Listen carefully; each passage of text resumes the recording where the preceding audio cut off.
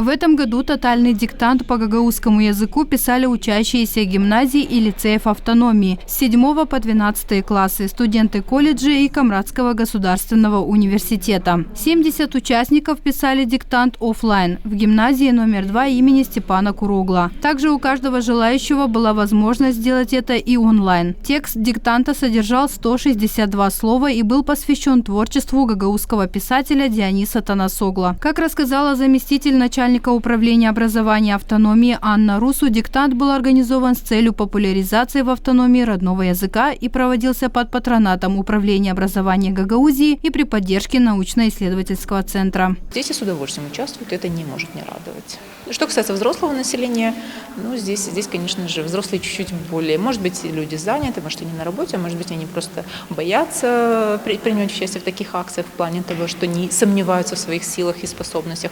Но, с другой стороны, мы работаем с подрастающим поколением, и эта акция, наверное, больше направлена на них, и нам очень, очень радостно, что для детям это интересно.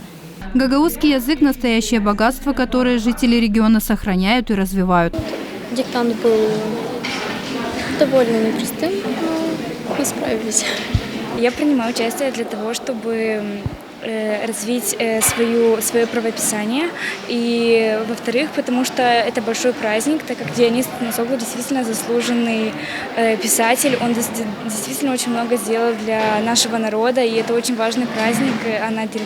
Имена победителей будут известны 13 мая на торжественной церемонии награждения. Победители будут определены в 2 возрастных категориях. Среди учащихся гимназий и лицеев вторая категория – это студенты и взрослое население. Всего предусмотрено 6 призовых мест. Победителей ждут дипломы и денежные поощрения.